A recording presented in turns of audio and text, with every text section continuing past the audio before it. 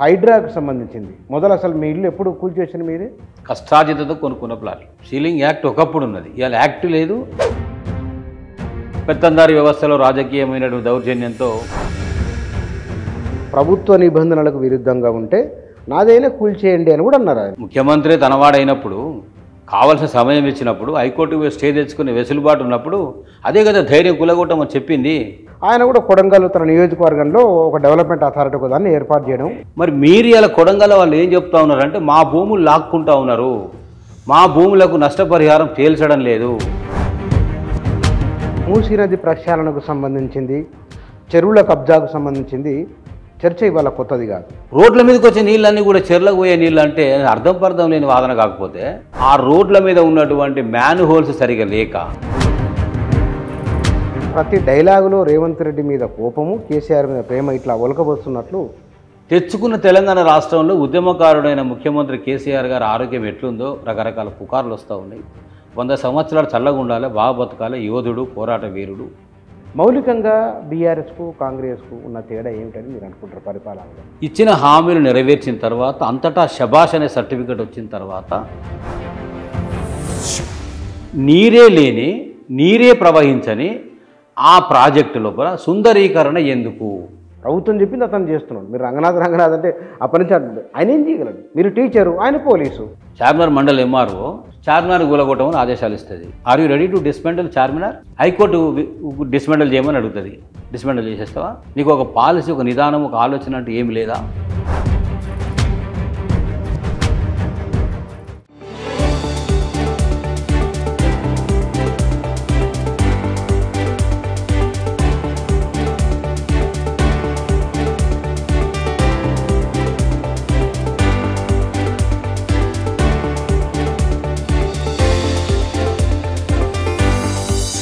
నమస్తే. తెలంగాణ రాష్ట్రంలో హైడ్రాకు సంబంధించిన చర్చ చాలా విస్తృతంగా జరుగుతున్నది. తో పాటుగా మూసీ ప్రక్షాళన, ఈ మూసీ ప్రక్షాళనకు దీనిపైన చర్చలు ఎప్పటి నుంచో జరుగుతున్నాయి. ఇవాళ ఆ చర్చ మరింత విస్తృతమైంది. అయితే ఈ ఇండ్లు కూల్చడం చెరువు పరిధిలో ఉన్నాయి, ఎఫ్టీఎల్లో ఉన్నాయి, బఫర్ జోన్లో ఉన్నాయి. ఇట్లాంటి వీటిపైన రకరకాల ఆర్గ్యుమెంట్లు వినబడుతూ ఉన్నాయి. బాధితుల తరఫున రాజకీయ పార్టీలు కూడా మాట్లాడుతూ ఉన్నాయి. ఇంతకు మరి ఈ హైడ్రాను, మూసీ ప్రక్షాళన వీటిని ఎట్లా అర్థం చేసుకోవాలి? ఈ విషయంలో ప్రభుత్వం ఏం చేస్తే బాగుంటుంది? ఈ విషయాల గురించి మాట్లాడితే మన దగ్గర భుజంగరావు గారు, వారు విద్యారంగ విషయాలపైన, ఉద్యోగ ఉపాధ్యాయ రంగాలకు సంబంధించిన సమస్యలపైన వారు పనిచేస్తున్నారు. ఉపాధ్యాయ ఉద్యోగ సంఘ నాయకులు కూడా. ఈ హైడ్రా కూల్చివేసిన వాటిల్లో వారి ఇల్లు కూడా ఉన్నది. ఈ 10 నెలల పరిపాలన కూడా ఎట్లా ఉందనే తదితర అంశాలపైన వారు మాట్లాడుతూ మన దగ్గర ఉన్నారు. సార్ నమస్కారం. నమస్కారం అండి. సార్, ఈ హైడ్రాకు సంబంధించింది మొదలు అసలు మీ ఇల్లు ఎప్పుడు కూల్చేసిన మీది? తెలంగాణ ప్రజలకు మీ మైక్ టీవీ తరఫున అందరికీ కూడా ఓదార్చలేని పరిస్థితులు ఉన్నప్పటికీ కూడా పరామర్శపూర్వక నమస్కారాలు తెలియజేస్తా ఉన్నాను. నాది ఇల్లు కాదండి, ప్లాట్, స్థలం. ఓకే. పీర్జాదిగూడలో సాయిప్రియ నగర్ అని ఉంటుంది. సాయిప్రియ నగర్, సత్యనారాయణపురము, సాయి ఐశ్వర్య 3 కాలనీస్, 264 ఎకరాల ల్యాండ్ అది. ఓకే. అదంతా కూడా లేఅవుట్ కావడం, కాలనీస్ కావడం, కొనడం, అమ్మడం, కట్టడం దాదాపు 30 ఏళ్ళ నుంచి 40 ఏళ్ళ నుంచి జరుగుతుంది. కట్టడానికి ఇండ్లు కూడా కట్టిండ్రు. ఇండ్లు కట్టిరు, ఇప్పుడు దాదాపుగా మొత్తం అయిపోయినాయి. మాకు సంబంధించిన సాయిప్రియ నగర్లో ఒక 36 ఎకరాల ల్యాండు కట్టుకోకుండా ఖాళీగా ఉంది. ఎక్కడెక్కడ ఉద్యోగాలు చేస్తున్న వాళ్ళు ఆఫ్టర్ రిటైర్మెంట్ కట్టుకుందాం ఆలోచనతో ఉన్నటువంటి మాట వాస్తవం. అందులో కొంత సీలింగ్ ల్యాండ్ మిక్స్ అయిందని, ఈ BN Reddy colony, Hastinapuram, LB Nagar ఏరియాలో కొంత సాయినగర్ కాలనీలో ఇష్యూ ఉన్నట్లు అక్కడ రిజిస్ట్రేషన్స్ అవుతున్నాయి. హౌస్ పర్మిషన్స్ ఒకటి రాకుండా ఇబ్బందికరంగా ఉన్న సిచ్యువేషన్లో గత ప్రభుత్వం, టీఆర్ఎస్ ప్రభుత్వం, ఏ మాటకు ఆ మాట చెప్పాలి, 30 ఏళ్ళ నుంచి 40 ఏళ్ళ నుంచి కొనుక్కొని బడుగు బలహీన జీవులు, మరి మధ్యతరగతి వాళ్ళు, ఉద్యోగస్తులు కూడబెట్టుకున్న ఆస్తిని లాక్కోవడం కరెక్ట్ కాదు. తప్పు ప్రభుత్వం పక్షాన జరిగినా, వాళ్ళ పక్షాన జరిగినా దానికి కొంత పెనాల్టీ విధించి రెగ్యులరైజ్ చేద్దామనే గొప్ప ఆలోచన నాటి ముఖ్యమంత్రి కేసీఆర్ గారు ఈ ప్రజా విజ్ఞప్తులు విన్నాక చేసిండు.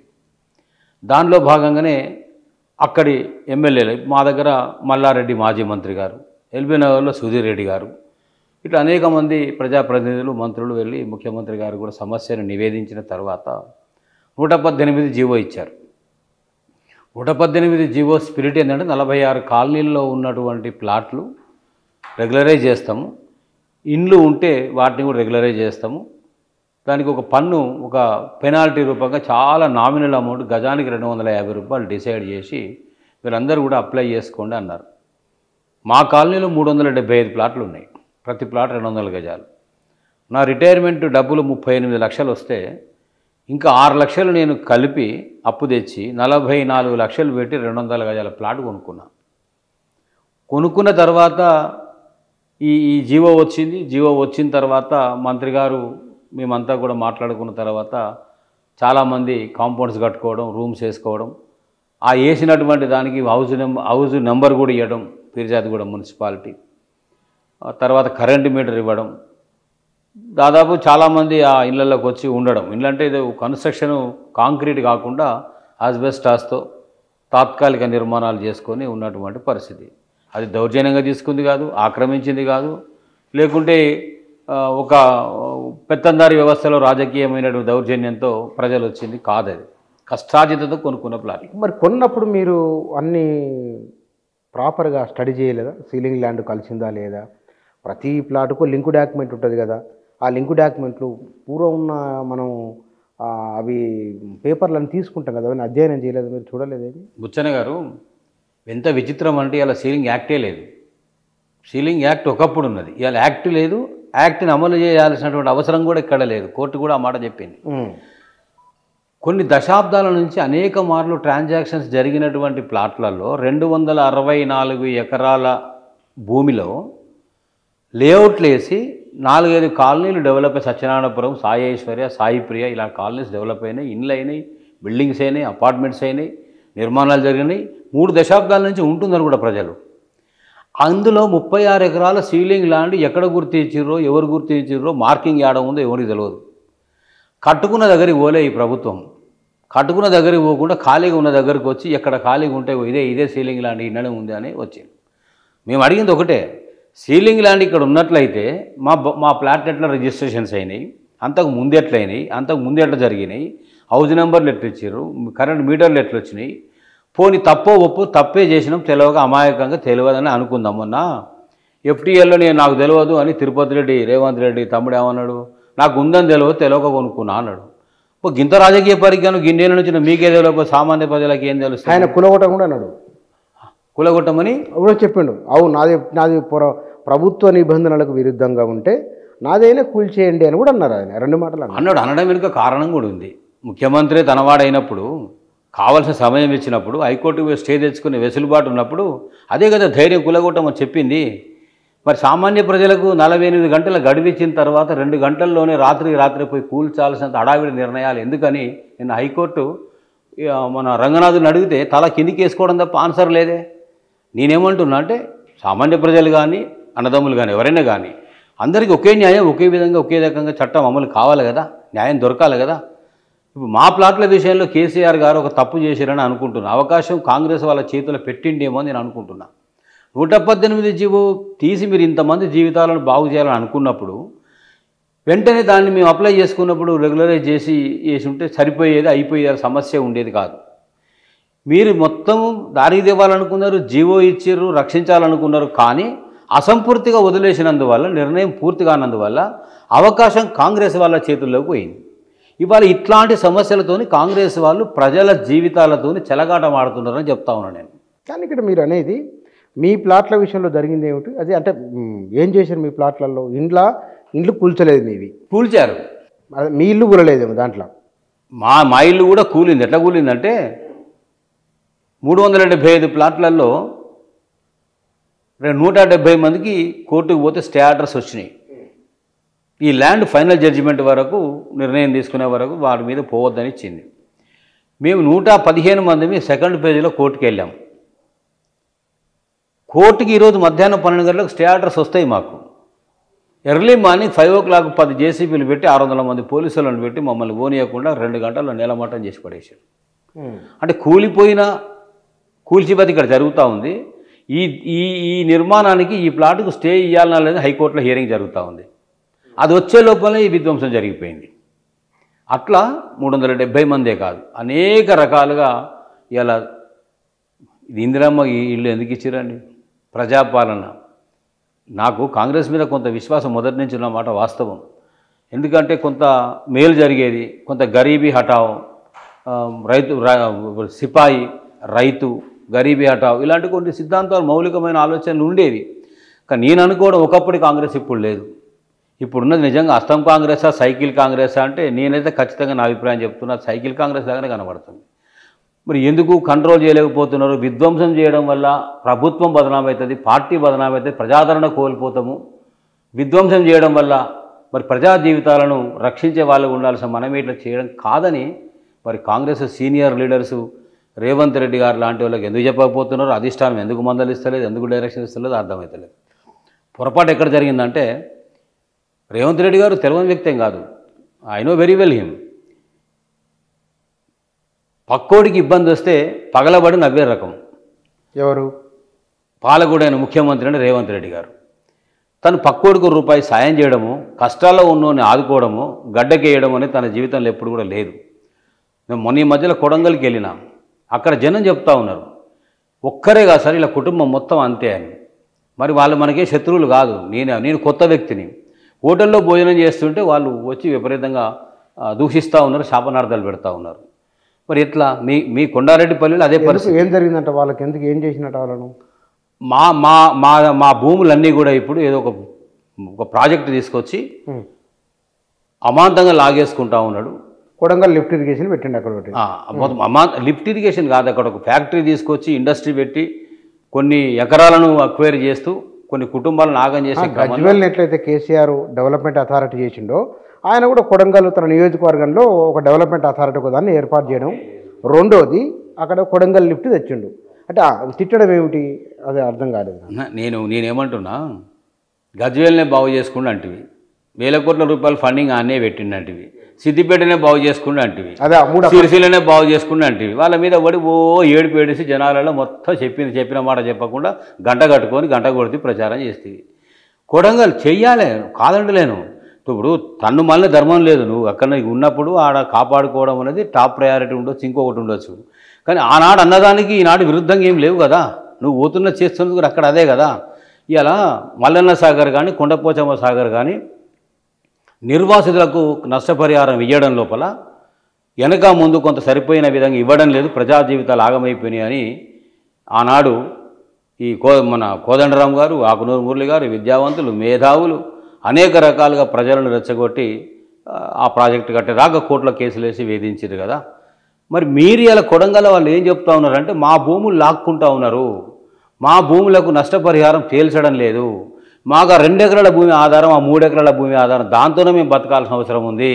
మా దగ్గర గెలిస్తే ముఖ్యమంత్రి అయితే మాది ఉన్నది ఉండంగా కొత్తగా మాకేదో తోడు పెడతాడు అనుకున్నాం, కానీ మా జీవితాలను నాగం చేసి రోడ్డు మీద వేస్తాడని మేము అనుకోలేదు.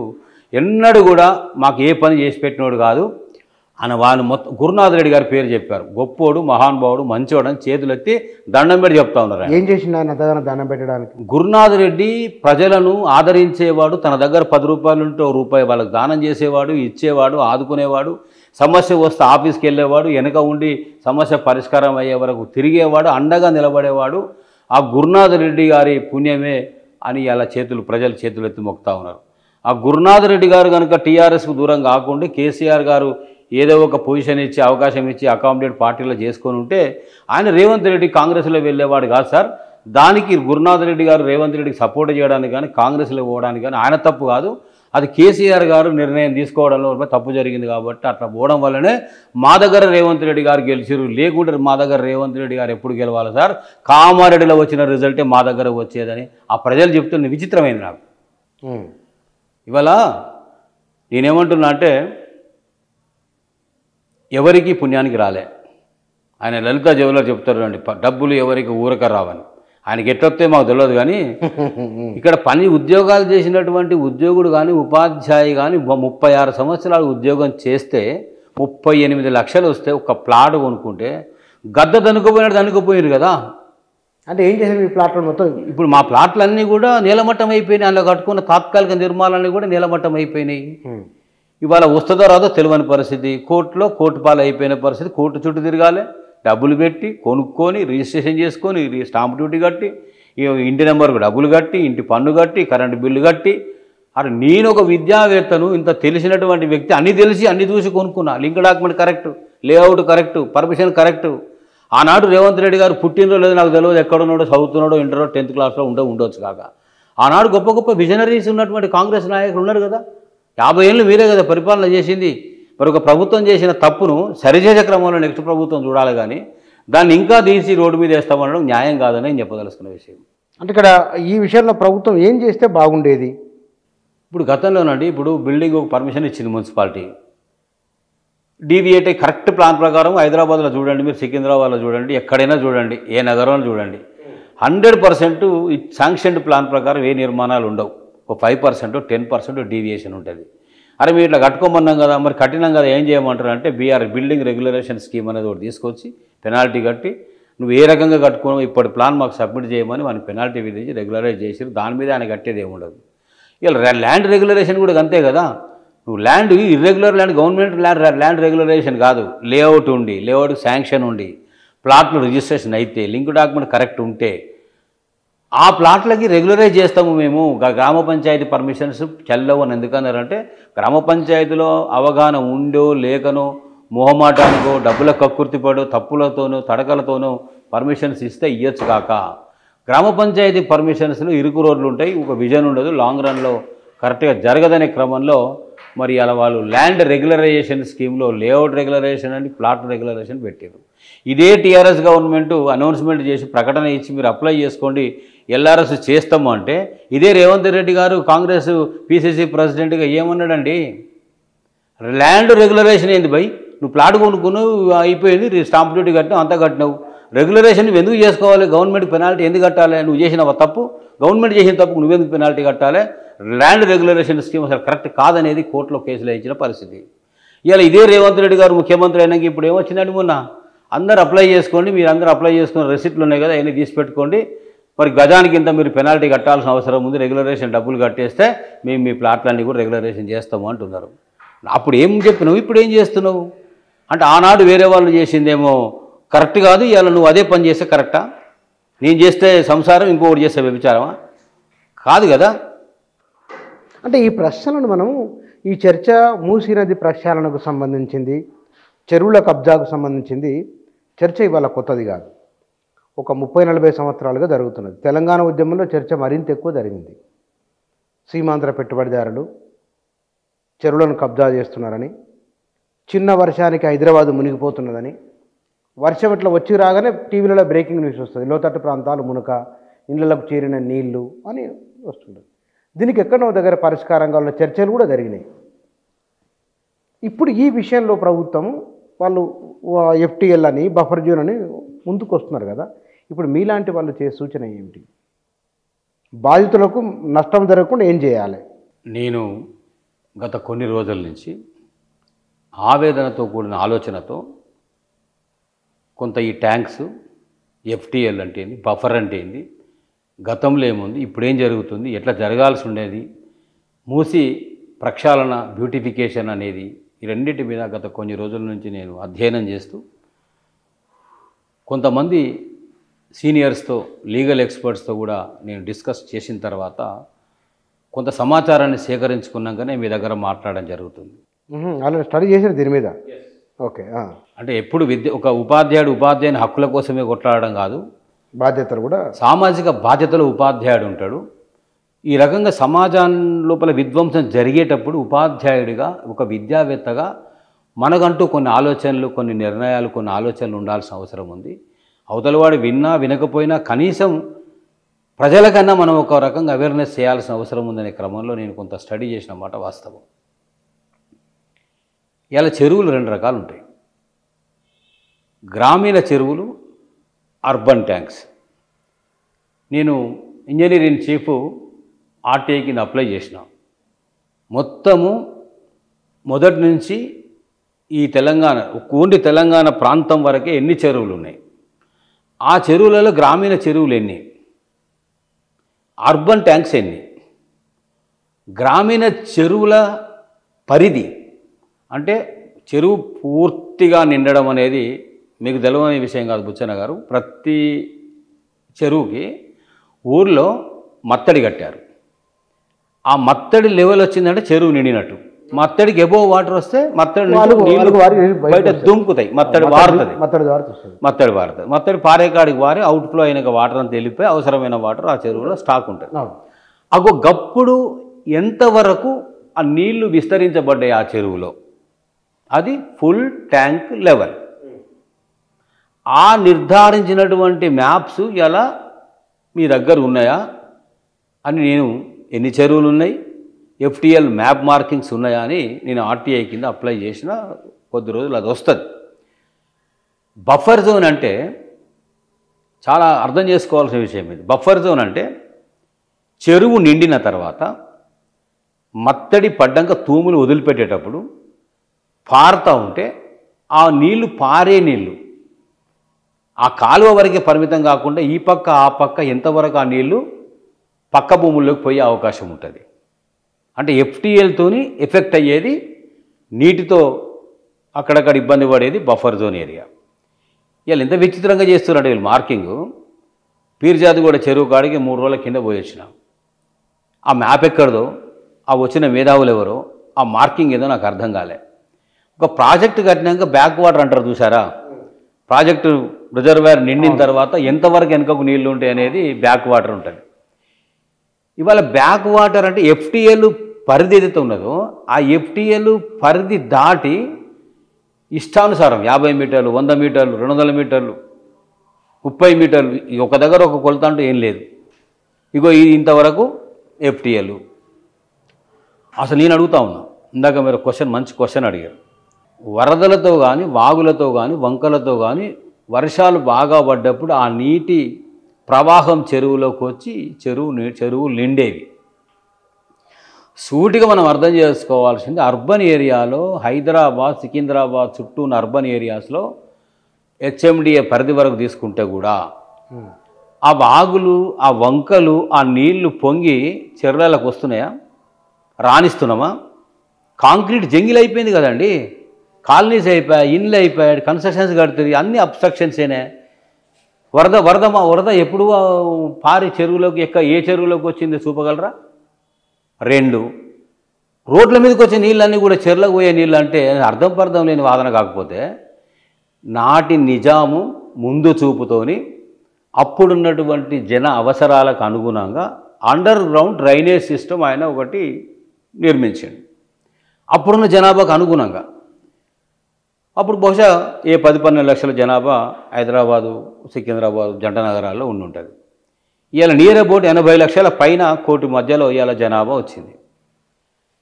సూటిగా అడుగుతున్న, ప్రభుత్వాలు మారినాయి, పాలకులు మారినారు, కానీ కామన్ విజన్ ఎక్కడ లాజిక్ మిస్ అయిందంటే అండర్ గ్రౌండ్ వాటరు డ్రైనేజ్ని ఫీడ్ చేసే కెనాలు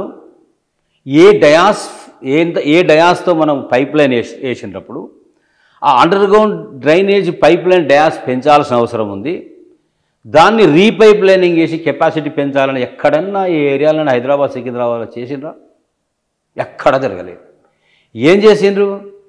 ఆ మెయిన్ లైన్ అట్లే ఉన్నాయి, సబ్ లైన్స్ తీసుకెళ్ళి దాన్ని కలపడం తప్ప ఏం చేయలేదు. తర్వాత హైదరాబాద్లో రోడ్ల మీద కొద్దిపాటి వర్షం వచ్చినా కూడా నీళ్ళు ఎందుకుంటున్నాయంటే ఆ రోడ్ల మీద ఉన్నటువంటి మ్యాన్ హోల్స్ సరిగా లేక, ఆ వాటర్ లోపలికి పోక, ఆ డ్రైనేజీలోకి సింక్ కాక ఆ వాటర్ అంతా కూడా రోడ్ల మీద పారుతుంది. చెరువులోకి వచ్చే నీళ్లు మరలబడి ఇళ్లలోకి వచ్చేటువంటి పరిస్థితి కాదు. ఎక్కడైతే ఎఫ్టీఎల్ పరిధిలో ఇండ్లు కట్టుకున్నారో, ఆ ఎఫ్టీఎల్ పరిధిలో ఇండ్లు ఉన్నాయో, ఏది మొన్న ఒక ఆయన చెప్తున్నాడు సంగారెడ్డిలో ఒకటి చూసిన ఒక ఇన్సిడెంట్.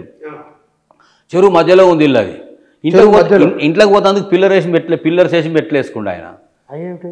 అడిగారు, ఏమయ్యా గిద చెరువుల మొత్తం మీద రాజుగారు ఒంటి స్తంభం మేడ మీద సముద్రంలో ఉండేవాడు అన్నట్లు నువ్వు గిట్ల కట్టుకునేవేంది నాయన అని అడిగితే, నేను ఇల్లు కట్టుకున్నప్పుడు అసలు చెరువులో నీళ్ళే లేవండి, ఈ చెరువులో నీళ్ళే లేవు, ఎక్కడో అటు దూరంలో ఉండేటివి, ఇప్పుడు ఈ చెరువులకు నీళ్ళు వచ్చినాయి అని ఆయన చెప్తారు. మరి అధికారులు పర్మిషన్ ఎట్లా ఇచ్చిండ్రు? ఇలా అధికారులు, నేనేమంటున్నా, ఇలా అధికారుల మీద యాక్షన్ ఎందుకు తీసుకోవద్దని చాలామంది మాట్లాడుతున్నారు. అధికారుల కంటే ముందు అవినీతి తిమింగలాలైన రాజకీయ నాయకులు, పాలకుల ప్రోత్సాహంతోనే అధికారులు తప్పు చేసినారు. ఒక లేఅవుట్ జరిగిందండి, లేఅవుట్ పర్మిషన్ రావట్లేదు, స్ట్రిక్ట్ అధికారి ఉన్నాడా, నీ పర్మిషన్ ఇయ్యను సార్ అన్నాడు.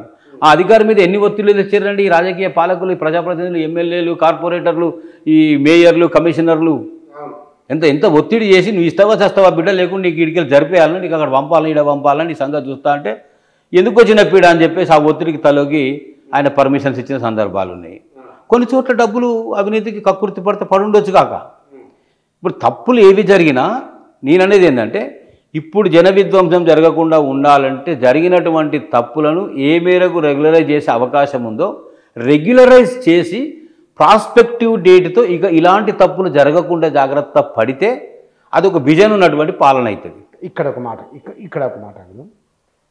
నిన్న కాంగ్రెస్ నాయకులు వరుసగా దీని మీదనే మాట్లాడుతున్నారు. నేను ఒకటి వినిపిస్తాను. హైదరాబాద్ నగర ప్రతిష్టను పెంచడానికి కొన్ని లక్షల కోట్ల ఇన్వెస్ట్మెంట్లు హైదరాబాద్ తీసుకొచ్చి లక్షల ఉద్యోగాల కల్పన చేయనీకే మూసీ రివర్ ఫ్రంట్ డెవలప్మెంట్ అనేది చాలా అద్భుతమైన చేయాల్సిన పని. అది గతంలో ప్రభుత్వాలు చేయలే. సీమాంధ్ర ప్రభుత్వం కావచ్చు, కేసీఆర్ పాలనలో ఉన్న 10 సంవత్సరాల బీఆర్ఎస్ ప్రభుత్వం కావచ్చు. కానీ ఇప్పుడు అసలైన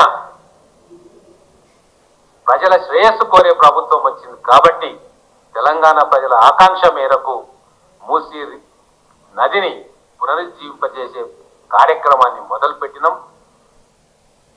ఇది వారు చెప్పిన మాట. ఇప్పుడు దీని మీద మీరు చెప్పండి. ఎందుకంటే వారు తెలంగాణ ఉద్యమంలో ఉన్నారు, మీకు పరిచయమే. ఎన్ఎం శ్రీనివాసరెడ్డి గారు ప్రస్తుతం మహబూబ్నగర్ ఎమ్మెల్యేగా ఉన్నారు. ఇప్పుడు దీని మీద మీరేమంటారు? తెలంగాణ ప్రజల ఆకాంక్షలు అంటే ఆ మాటకు అర్థం ఉందా? తెలంగాణ ప్రజల ఆకాంక్ష మూసీ బ్యూటిఫికేషన్ చేయమని అడిగిరా? ఏ ప్రజలు అడిగారు? ఎక్కడ అడిగారు? ఏ అవసరం కోసం అడిగారు?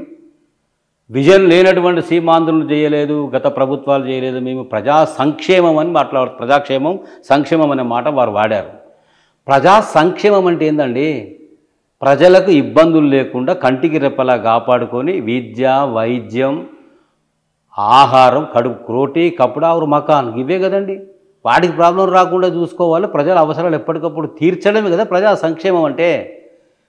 మరి ఉన్న ఇల్లు కూలగొట్టేసి, ఉన్న ఇల్లు మార్కింగ్ చేసి, మరి బయట పడేసి, రోడ్డు మీద పడేస్తే వాళ్ళ బతుకులాగం, వాళ్ళు చేస్తున్న పనులాగం, జీవనోపాధి ఆగం, చదువుతున్న పిల్లలకు పోతున్నటువంటి ఆ చదువు అవకాశాలు డిస్టర్బెన్స్ కావడం, ఇళ్లల్లో పనిచేసేటోళ్ళు, గరీబ్ గాన్లు, బట్టలు ఉతికేటోళ్ళు, వాసనలు తోమేటోళ్ళు, దగ్గర ఉన్నటువంటి షాపుల్లో, హోటల్లో, వర్క్షాపుల్లో పనిచేస్తున్నటువంటి వాళ్ళు, దగ్గర ఉన్నటువంటి ప్రభుత్వ విద్యాలయాల్లో చదివించుకుంటున్న వాళ్ళు ఇలా అది వాళ్ళందరినీ బయటపడేసి 1,50,000 కోట్ల ప్రాజెక్టుతో బ్యూటిఫికేషన్, సుందరీకరణ చేస్తే ప్రజా జీవితాలకు కనీస అవసరాలు తీర్చని ఆ సుందరీకరణ ఎందుకండి?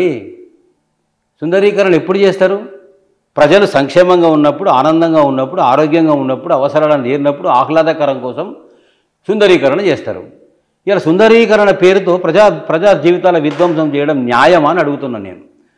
ఇలా నిన్న హైకోర్టు అడిగింది, సహజ న్యాయ సూత్రాలు అంటే తెలుసా రంగనాథ్ గారు అని అడిగింది. తెలియకపోతే చెర్లపల్లికో చెంచలుడికో పంపిస్తే ఆడ ఒక క్లాస్ ఉంటుంది, సహజ న్యాయ సూత్రాల గురించి బాగా వివరిస్తారు, అక్కడికి వెళ్ళి తెలుసుకుంటారా మరి పంపించాలని అడిగింది.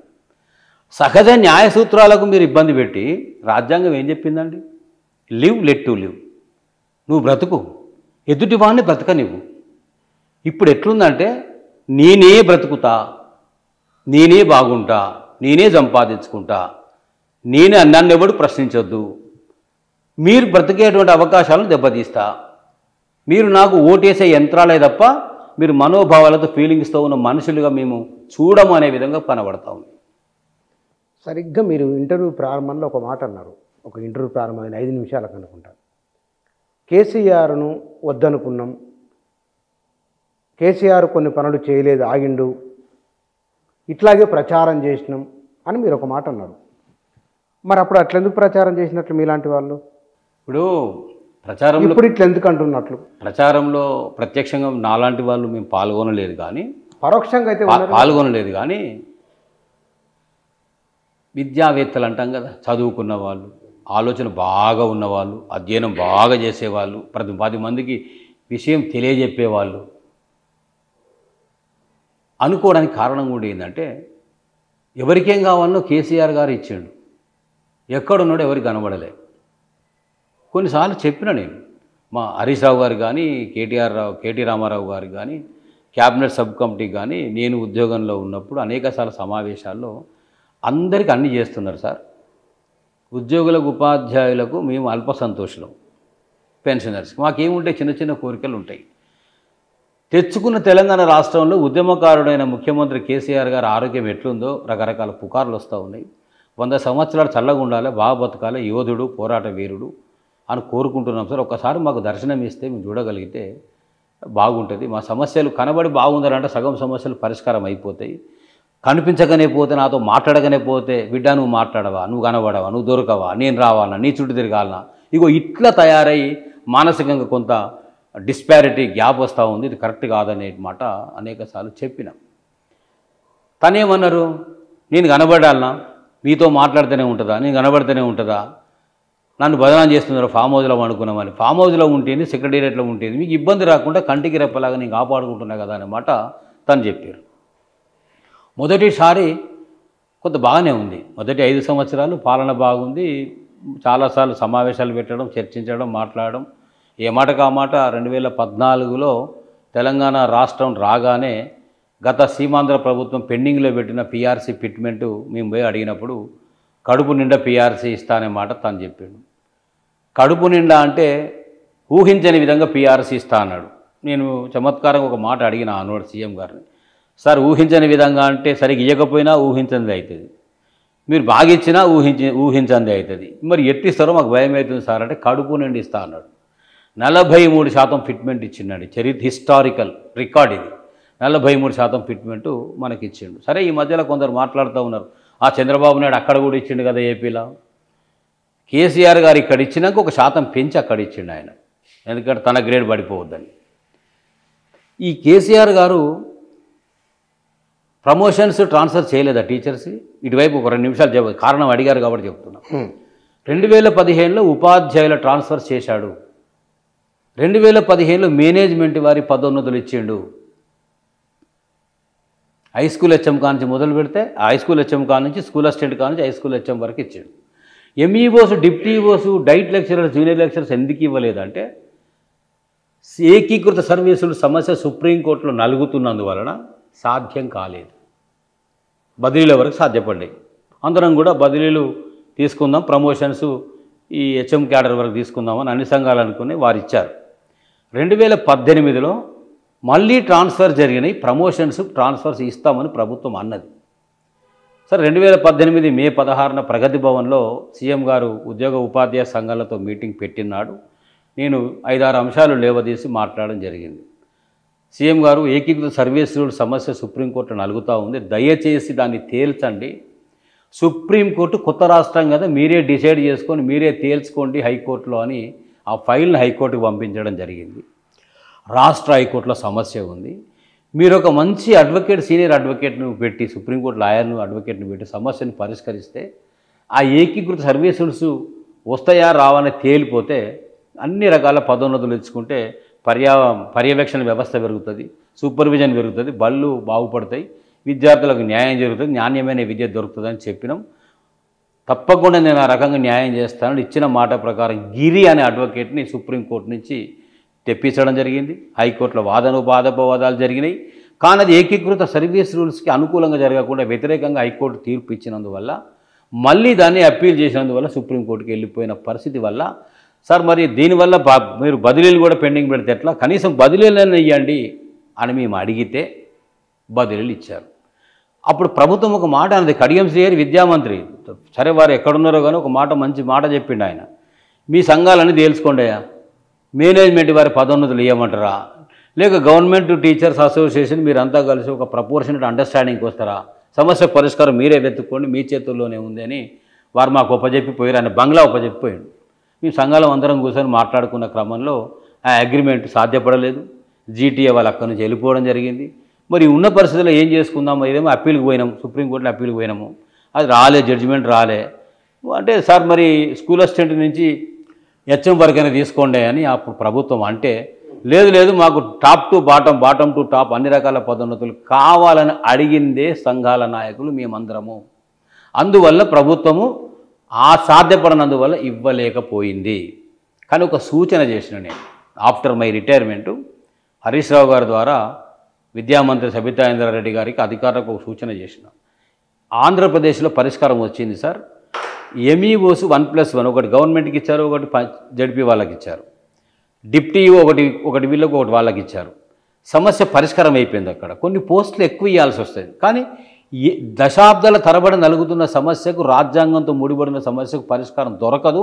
ఇట్లా మాత్రమే వస్తుంది, ఈ రకంగా చెయ్యండి అని ఆనాడు నేను మంత్రులకు, అధికార వర్గానికి చెప్తే, ఇప్పుడు మీరు బదిలీలు జరగనివ్వండి, ఆ తర్వాత మనం ఇది చేసుకుందామని అన్నారు. ప్రభుత్వం మారింది, ఈ ప్రభుత్వం వచ్చింది. ఎంత గొప్ప కలరింగ్ ఇస్తున్నారంటే బాధ అదే. ఎందుకంటే ఒక ఉపాధ్యాయ సంఘ నాయకులు 36 ఏళ్ళు పనిచేసినా కాబట్టి ఎల్బీ స్టేడియంలో మీటింగ్ పెట్టారు, ముఖ్యమంత్రి గారు వచ్చారు. ఇప్పుడు నేను ఈ మధ్యలో అన్న ఒక చోట ఒక ఇంటర్వ్యూలో, కేసీఆర్ గారికి లౌక్యం ఉందని చాలామంది అంటారు, లౌక్యం లేదని నేనంట. జనాల నాడి తెలుసుకొని మాట్లాడతారని కేసీఆర్ గారు అంట. జనాల నాడిని పసిగట్టడంలో ముఖ్యమంత్రి గారు, ఆనాటి ముఖ్యమంత్రి కేసీఆర్ గారు బహుశా సక్సెస్ కాలేదేమో అని అనుమానం. రేవంత్ రెడ్డి గారు లౌక్యం ఎక్కువ, మాటలు ఎక్కువ, చేసినాడు చూసుకుందాం, అయినాడు చూసుకుందాం, జరిగినాడు చూసుకుందాం అని దాటవేసేటువంటి ధోరణిలో ఉంటాడు. కాబట్టి లౌక్యం ఎక్కువ, కాబట్టి ప్రజెంట్ సిచ్యువేషన్లో అదే జరుగుతుంది. కాబట్టి ఇవాళ ఎల్బీ స్టేడియంలో మీటింగ్ పెట్టి టీచర్లు అందరినీ విలువండి అని 30,000 మందికి మొత్తం ట్రాన్స్ఫర్ చేసిన, పదోన్నతులు ఇచ్చేసిన. ఈ ప్రభుత్వం, గత ప్రభుత్వం పదోన్నతులే ఇయ్యలేదు, బదిలీలే చేయలేదు అన్నారు. తప్పు. ఆ ప్రభుత్వం 2015లో చేసింది, 2018లో బదిలీలు చేశారు, 15లో మేనేజ్మెంట్ వారు పదోన్నతులు ఇచ్చారు. మనం ఒప్పుకోనందువల్లనే 2018లో ప్రమోషన్స్ స్కూల్ అసిస్టెంట్ హెచ్ఎం వరకు ఇవ్వలేకపోయింది. మరి ఈ విషయం మీరు అప్పుడు ఎందుకు చెప్పలేదు? ఎక్కడ బయటికి చెప్పడానికి నాకు వేదిక కావాలి కదండి. నేను ఐఎమ్ రిటైర్డ్ టీచర్ కదా. సోకాల్డ్ మా సంఘాల నాయకులందరూ కూడా దీన్ని బహుశా ఉన్నట్టుగా చెప్పాల్సిన అవసరం ఇప్పటికైనా ఉంది. అంటే అన్ని రకాల పదోన్నతులు ఇవ్వలేదు, కానీ స్కూల్ అసిస్టెంట్ హెచ్ఎం వరకు గత ప్రభుత్వం ఇచ్చింది. 18లో కూడా ఇస్తామంటే సర్వీస్ రూల్స్ వల్ల సాధ్యపడలేదు. 317 మీకు సంబంధించిందే కదా. 317 వేరు, మళ్ళా 317 ఆ సమస్య వేరు. ఆ సమస్య వేరు, కానీ ఉద్యోగులకు సంబంధించిందే కదా. ఉద్యోగులకు, ఉపాధ్యాయులకు సంబంధించినటువంటి సమస్య కూడా. దానికి ఎవరు కారణం? ఇప్పుడు అది అంటే సబ్జెక్ట్ మనం డీవియేట్ అయిపోతున్నాము, చర్చ వచ్చింది కాబట్టి ఇటు పోతున్నాం. అది కూడా పోయినసారి ఎన్నికల ముందు 317 చాలా అది కూడా ఇంపాక్ట్, అది కూడా చెప్తాను. ఒక నెగటివ్ ఫీలింగ్ ఎట్లొచ్చిందంటే, ఇచ్చిన పిఆర్సీని మర్చిపోయాము. రెండో పిఆర్సీ కూడా 2018లో కేసీఆర్ గారు రెండోసారి గెలిచిన తర్వాత 30% ఫిట్మెంట్ ఇచ్చిండు. హిస్టారికల్. అంటే 10 సంవత్సరాల కాలంలో 73% ఫిట్మెంట్. ఈ మాట అంటే భుజంగరావు గారు ఆనాడు ఉద్యమాలు చేసిండు కదా. ఎస్, ఉద్యమాలు చేసినా, పోరాటాలు చేసినా, సమస్యల మీద చేసినా, కానీ మంచనాలే అన్యాయం జరిగినప్పుడు కొట్లాడు. కానీ మీ దాంట్లో ప్రతి డైలాగులో రేవంత్ రెడ్డి మీద కోపము, కేసీఆర్ మీద ప్రేమ ఇట్లా ఒలకబోస్తున్నట్లు లేదండి. నేను మీకు ఒక విషయం చెప్పదలుచుకున్నా. మీ వ్యక్తి పాలకులు ఎవరైనా, ప్రభుత్వాలు ఎవరైనా, నేను ఎప్పుడు నమ్మేది ఉద్యోగ, ఉపాధ్యాయ, కార్మిక, కర్షక వ్యతిరేక ప్రభుత్వాలే వస్తాయి. నేను కొంత లెఫ్ట్ భావజాలంతో, ఐడియాలజీతో ఉన్నటువంటి మనిషిని. ఇవాళ పాలకులను భుజాన ఎత్తుకొని తిరిగే రకం నేను కాదు. మంచి చేస్తే మంచి అంట, చెడు చేస్తే చీల్చి చెండాడిన చరిత్ర కూడా నాకుంది. రాజశేఖర రెడ్డి గవర్నమెంట్లోనే సెంట్రల్ జైలుకు పోయి 7 కేసులు 3.5 సంవత్సరాలు కోర్టు చూడు తిన్న సందర్భాలు ఉన్నాయి. తెలంగాణ ఉద్యమాలు చేస్తే కూడా మా మీద కేసులు పెట్టి లోపలికి వేసి లాఠీ దెబ్బలు తిన సందర్భాలు కూడా ఉన్నాయి. పాలకులు ఎవరు ఇక్కడ అనేది వాళ్ళను భజన చేయడం కాదు. ఇక్కడ పాలకులను గుడ్డిగా విమర్శించడం పాలసీ కాదు. నేను చేస్తున్నది గత ప్రభుత్వంలో ఇవన్నీ జరగలేదు కదా అని ఒక వాదన ముందుకు వస్తున్న క్రమంలో జరిగినాయన్న మాట చెప్పడం కోసం నేను చెప్తా ఉన్నాను. గత ప్రభుత్వంలో రెసిడెన్షియల్ స్కూల్స్ ఏ రకంగా కరెక్ట్ అని కూడా మేము ప్రశ్నించే సందర్భం ఉంది. కేజీ టు పీజీ పాలసీ ఎక్కడ పోయింది, ఎందుకు రాలేదని కూడా మేము ప్రశ్నించే సందర్భం ఉంది. నిధులు, నీళ్లు, నియామకాల కొరకు ఏర్పడ్డ ప్రభుత్వము ఎందుకు పనిచేయడం లేదని ప్రశ్నించే సందర్భం కూడా ఉంది. ఇవాళ అదే బాధ్యతగా ప్రజలను నమ్మించి, ప్రజలకు అరచేతిలో స్వర్గం చూపించి 420 హామీలు, 6 గ్యారంటీల పేరుతోని, అనేక డిక్లరేషన్స్ పేరుతోని మీరు సోనియా గాంధీని, రాజీవ్ గాంధీని కూడా ఇన్వాల్వ్ చేసి తిలా పాపం తలా పిడికడ అనే విధంగా వాళ్ళని కూడా ఇన్వాల్వ్ చేసి వాళ్ళతో చెప్పిస్తే విద్యావేత్తనైన నేను నాలాంటి చాలామంది ఈవెన్ కోదండరామ్ గారు కావచ్చు, ఆకునూరు మురళి గారు కావచ్చు, ఇలాంటి వాళ్ళు బాహాటంగానే బస్సులు పెట్టుకొని ప్రచారం చేసి పర్యటన చేశారు. మేము ఆ పని చేయలే. అవకాశం ఉన్న చోట ఏది మంచో ఏది చోట ఆలోచించండి, మేలు జరుగుతుంది అనుకుంటే గతంలో నుంచి చూసి సరైన నిర్ణయం తీసుకొని ఓటేయండి అని మాత్రం చెప్పినాము. కానీ మార్పు అనేది జరిగితే గొప్పగా ఉన్నదానికంటే కొంత ఉన్నతంగా ఉంటుంది, కొంత నాణ్యతతో కూడి ఉంటుంది, కొంత అభివృద్ధి పథంలో ఉంటుంది అనేది ఏ చరిత్ర నుంచి అయినా కూడా మనకు అనేక ఆధారాలు ఉన్నాయి. కానీ ఇది తిరోగమనంలో ఈ ప్రభుత్వం పనిచేస్తుంది అనేటువంటిది ఊహించలేకపోయినాం. మళ్ళొక్కసారి మీకు చెప్తా ఉన్నా, కొందరిలో అపోహ కూడా ఉంది. ముఖ్యమంత్రి గారు రేవంత్ రెడ్డి గారికి భుజంగరావు గారు ఇట్లా చేస్తూ ఉండంటే అదే 2 నిమిషాల వీడియో ఉంది నా దగ్గర, మీకు ప్లే చేసి చూపిస్తా. సూటిగా నాటి ముఖ్యమంత్రి కేసీఆర్ గారిని ప్రశ్నించి 2 నిమిషాల వీడియోని భుజము దట్టి వెన్ను దట్టి ప్రోత్సహించి ఆయన ఫేస్బుక్లో పెట్టుకునే వ్యక్తి రేవంత్ రెడ్డి గారు. 1,00,000 పైచిలుగా వ్యూస్ వచ్చినాయి. ధర్మపురి అరవింద్ గారు ఆయన ఫేస్బుక్లో పెట్టుకున్నాడు. ఏమని? నేను మాట్లాడిన ప్రభుత్వ సమస్యలు, మా విధానాలపై సమస్యలపైన మాట్లాడిన మా వీడియో ఆయన ఫేస్బుక్లో పెట్టుకుని ఆయన షేర్ చేసిండు, ఈయన షేర్ చేసుకుండు. పిసిసి ప్రెసిడెంట్ అయినాక, ముఖ్యమంత్రి అయినాక సమస్యల మీద మా సంఘాల నాయకులు మాట్లాడతారేమో చూస్తారేమో అని అంటే మరి మా వాళ్ళు ఎక్కడ భయపెట్టిండో, ఎందుకు భయపెట్టిండో, ఎందుకు నోరు ఇప్పడం లేదు, మాట్లాడడం లేదు అర్థం కావట్లేదు. కానీ చెప్పాల్సిన అవసరం మాత్రం ఉంది ఖచ్చితంగా. తెలంగాణ, ఇందాక ఇంటర్వ్యూ కంటే ముందు ఒక ప్రశ్న అడిగారు నన్ను. తెలంగాణ రాష్ట్ర ప్రభుత్వంలో ప్రభుత్వ విద్య మరి బలోపేతమైందా అనే మాట మీరు అడిగారు. ప్రభుత్వ పాఠశాలలు, ఎయిడెడ్ పాఠశాలలు బలోపేతం కాలేదు. ఉన్నవి ఉన్నట్టుగా ఉండి స్కావెంజర్స్ కూడా డబ్బులు లేనటువంటి సిచ్యువేషన్ ఆ రోజుల్లో ఉన్నమాట వాస్తవం. ఈ రోజుల్లో కానీ దానికి స్కావెంజర్కు ఇవ్వాల్సిన 2,500 రూపాయలు డబ్బులు లేకుండా ఇవ్వకుండా ఉండడానికి ముఖ్యమంత్రి కారకులు కాదు.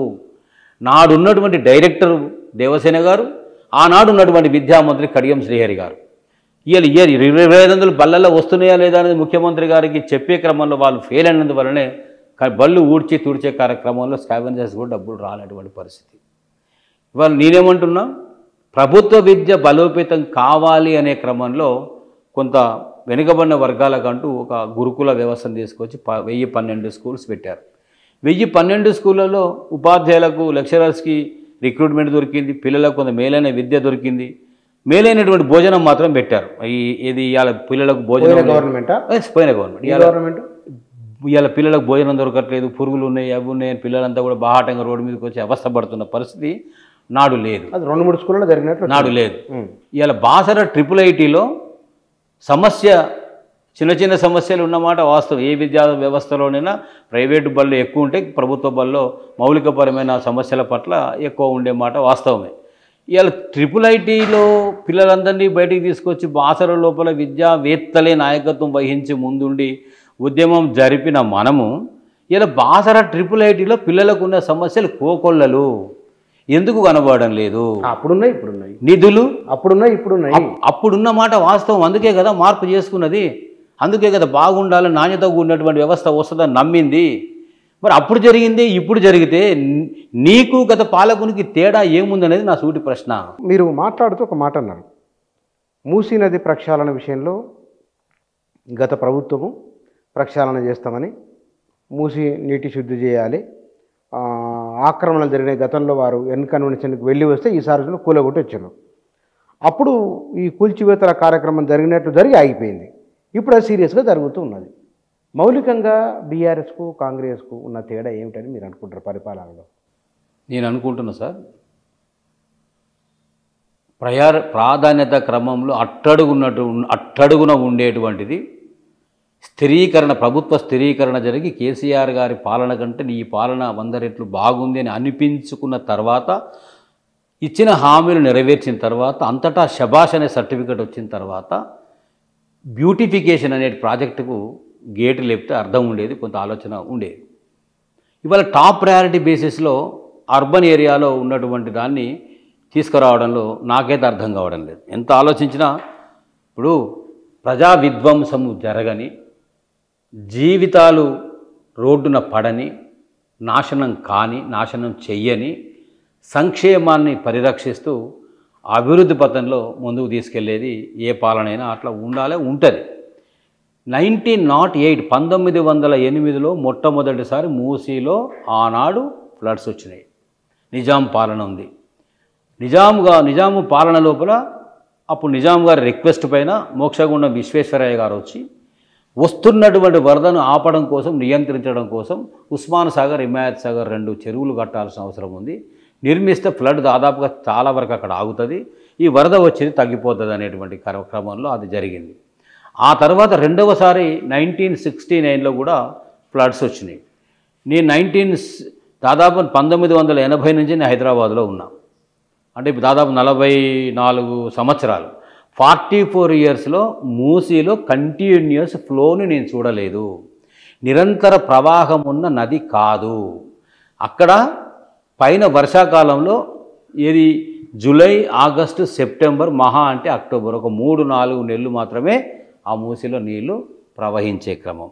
అంటే ఆ ప్రవహిస్తున్నది కూడా ఎంతవరకు, ఆ ఒడ్డుకు ఈ ఒడ్డుకు తాకి తగిలి గోదావరి, కృష్ణ మాదిరిగా పొంగి వరదలు వచ్చినటువంటి స్థితిని నేను చూడలేదు. అది లేదు కూడా. నీరే ప్రవహించని ఆ ప్రాజెక్టు లోపల సుందరీకరణ ఎందుకు?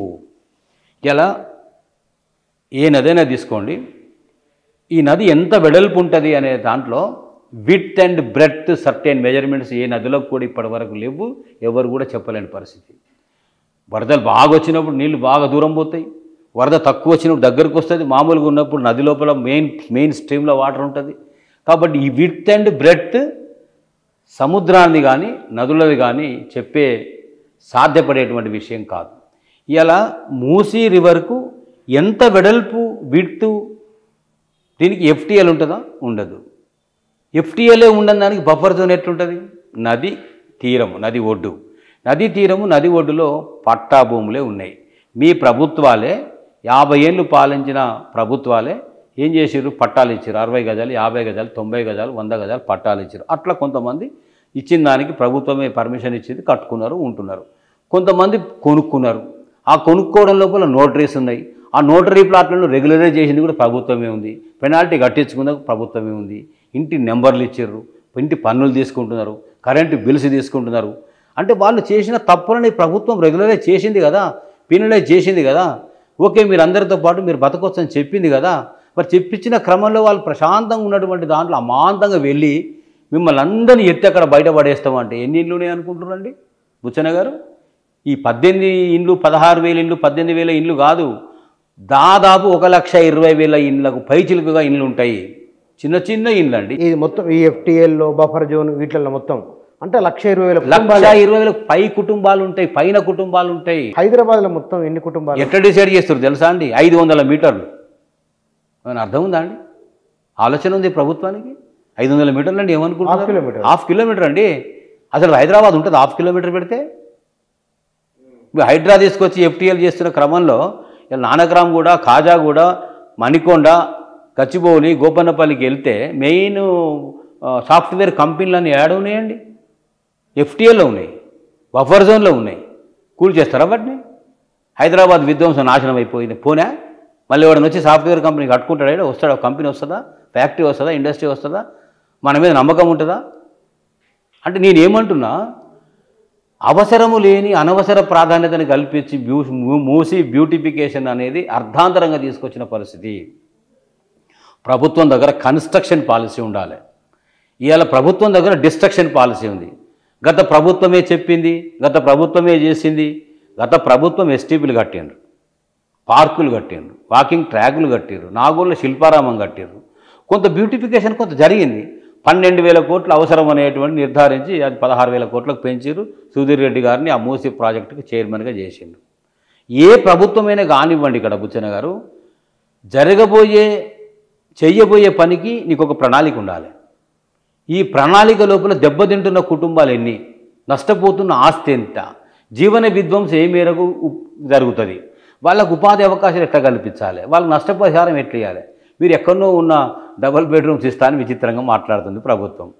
వాళ్ళు అంటున్నారు ప్రజలు, నువ్వు పోయి ఉంటావా డబుల్ బెడ్రూమ్లని? ఏం డబుల్ బెడ్రూమ్లు కట్టిండు ముఖ్యమంత్రి? అల్లుడో పతానా, కోడో తానా, బిడ్డో తానా ఉంటారు, ఏడనే డబుల్ బెడ్రూమ్లు అని నిన్నటి దాకా మీరే కదా మాట్లాడింది. ఆ డబుల్ బెడ్రూమ్లు మూసి వీళ్ళకు పునరావాసం కోసం కట్టినాయి కావు కదా. మీరు కట్టండి, కొత్త ప్రాజెక్టు కట్టండి, తయారు చేయండి, నిర్మించండి. బ్రహ్మాండంగా మీరు ఈ మూసిలో పడి ఎందుకు చేస్తారు, ఇంత గొప్ప ఇల్లు ఇస్తామనంటే ప్రజలే సంతోషంగా పోతారు. నేను ఒక అమ్మ అంటుంది, 50 మా కుటుంబానికి 50 లక్షలు ఇస్తే మేమే మీ ప్రభుత్వం సంతోషంగా అప్పచెప్పిపోతాం అంటుంది. ఉన్నాయా డబ్బులు?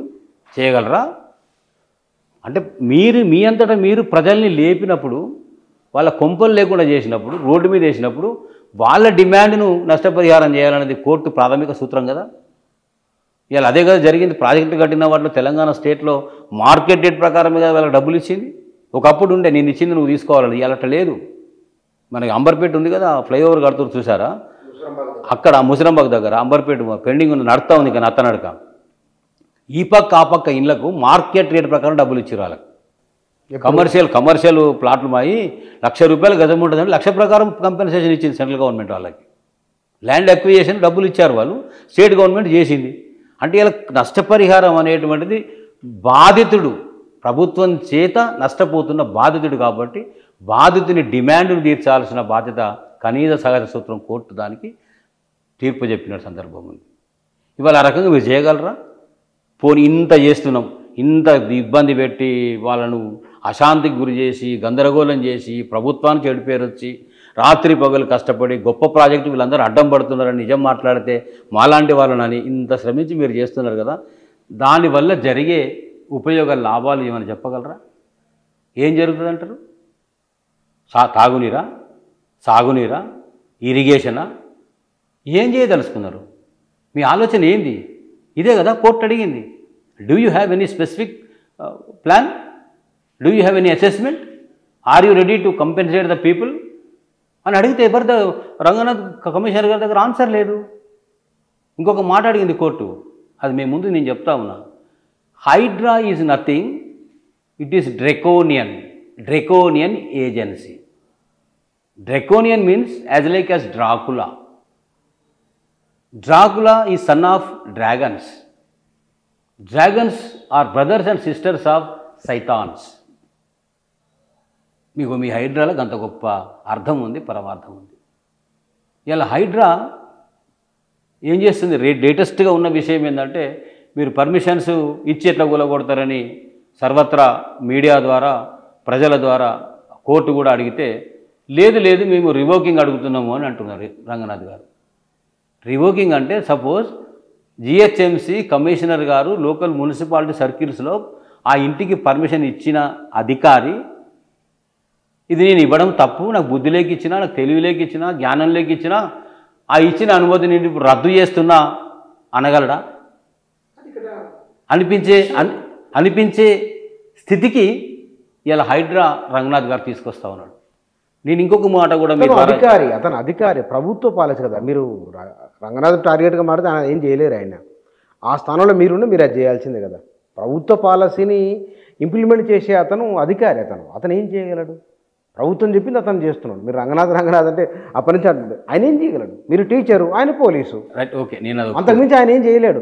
ఆయన వల్ల ఇప్పుడు హైడ్రా అధికారిగా ఉన్నారు, రేపు ఇంకో దానికి వెళ్ళిపోతారు. నేను ఒప్పుకుంటా sir, I will agree with you. ఆయన ఏజెన్సీ, వర్కింగ్ ఏజెన్సీలో ఒక ఆఫీసర్గా పనిచేస్తున్నాడు, ప్రభుత్వ ఆదేశాలను పాటించే వ్యక్తిగానే పనిచేస్తాడు. ఓకే. కోర్టు ఏమడిగిందంటే నాకు ఆదేశాలు వస్తే నేను చేస్తున్నాను అడిగింది. ఎవరి ఆదేశాలు అంటే ఎంఆర్ఓ ఆదేశాలు, రెవెన్యూ వాళ్ళ ఆదేశాలు అని చెప్పింది. నేను మాట్లాడుతుంది ఈ మాట. కోర్టు ఏమన్నదంటే చార్మినార్ మండల్ ఎంఆర్ఓ చార్మినార్ కూలగొట్టమని ఆదేశాలు ఇస్తుంది. Are you ready to dismantle Charminar? High court dismantle చేయమని అడుగుతుంది. డిస్మెంటల్ చేసేస్తావా? నీకు ఒక పాలసీ, ఒక నిదానం, ఒక ఆలోచన అంటే ఏమి లేదా? ఇంకొక మాట కూడా అడుగుతా ఉన్నా మీ ద్వారా. ఈ హైడ్రా అనేది స్వతంత్రమైనటువంటి ఏజెన్సీగా ఉందా? ఇది జిహెచ్ఎంసీతో ప్యారలల్గా పనిచేస్తుందా? చాలా ఇంపార్టెంట్ పాయింట్, కీలకమైన అంశం. జిహెచ్ఎంసీకి కమిషనర్ ఉన్నప్పుడు, ఐఏఎస్ హోదాలో ఉన్న సీనియర్ డిజిగ్నేటరీ అక్కడ ఆఫీసర్ ఉన్నప్పుడు, ఇక్కడ ఇండిపెండెంట్ అథారిటీగా డ్రాకులా ఉండాలనుకున్నప్పుడు, హైడ్రా ఉండాలనుకున్నప్పుడు, ఈ రెండు ప్యారలల్గా వెళుతున్న క్రమం లోపల ఇద్దరి మధ్యలో కోఆర్డినేషన్ ఎట్లా సాధ్యమని అడుగుతా ఉన్నా. లేదు, మీరు ఇండిపెండెంట్గా పనిచేస్తూ ఉన్నారు, వాళ్ళు మీకు ఆదేశాలు ఇస్తూ ఉన్నారు, లేదా మీరే వాళ్ళని అడుగుతూ ఉన్నారు అనుకుందాం. ఇక్కడ ఎవరి ఆదేశాలు ఎవరిస్తున్నారు, ఎవరు పాటిస్తున్నారు? మీరు ఎక్కడైనా స్పష్టంగా చెప్పారా? ఇవాళ దానికి లీగల్ శాంటిటీ అంటే ఒక ఒక ఒక కాన్స్టిట్యూటెడ్ బాడీ కాదు కదా. ఇవాళ ఏమంటుంది ప్రభుత్వం తెలివిగా, విధ్వంసం అంతా చట్టబద్ధత లేకుండా ఎట్లా చేస్తారని అడిగితే ఇప్పుడు చట్టం చేస్తాము అంటున్నారు. అంటే ఇల్లు కాలినాక, విధ్వంసం జరిగినాక, చట్టం అవసరం అడిగినాక, ప్రజల నుంచి ప్రశ్న వచ్చినాక, కోర్టు చివాట్లు పెట్టినాక ఇప్పుడు చట్టం తెస్తారా? తెచ్చిన ఆర్డినెన్స్ చరిత్రలు ఉన్నాయా? మా సర్వీస్ విషయంలో ఏం జరిగింది? 95, 96 ఆర్డినెన్స్ తెచ్చారు, కోర్టు కొట్టేసింది. అంటే కాన్స్టిట్యూషన్ విరుద్ధంగా ఉన్నటువంటి ఆర్డినెన్స్ నిలబడలే. ఇక్కడ సార్ ఎస్, ఎవరైనా చట్ట ప్రకారం వెళ్ళవలసిందే. రాజ్యాంగానికి అతీతులు ఎవరు కారు, అందరు రాజ్యాంగానికి లోబడి ఉండవలసిందే. ఇది ఒక సమస్య. ఇది దశాబ్దాలుగా కొనసాగుతూ అటు మీడియాలోను ఇటు ప్రజల్లోనూ సీజన్కోసారి గుర్తు వస్తున్నది. దీనికి రాజకీయ పార్టీలు ఇవాళ బీఆర్ఎస్ కానీ లేదా బీజేపీ కానీ మాట్లాడుతున్నవారు, విపక్షాలన్నీ ఈ దానికి ప్రత్యామ్నాయం ఇది ఉంది, బాధితులను ఇట్లా ఆదుకోవాలి, విమర్శ చేయడము మాట్లాడడం ఒక అంశం, నిర్దిష్టమైన ప్రతిపాదనతో వెళ్ళడం మరొక అంశం. భావోద్వేగంతో ఉన్నప్పుడు మీరు మాట్లాడినా నేను మాట్లాడినా ఎవరు మాట్లాడినా ఆవేదన ఉంటుంది. ఎందుకంటే జీవితాంతం కష్టపడి కట్టుకున్న ఇల్లు అది మామూలు విషయం. మనిషి డ్రీమ్, కళ, ఒక ఇల్లు కట్టుకున్న కళ, మనిషి కళ.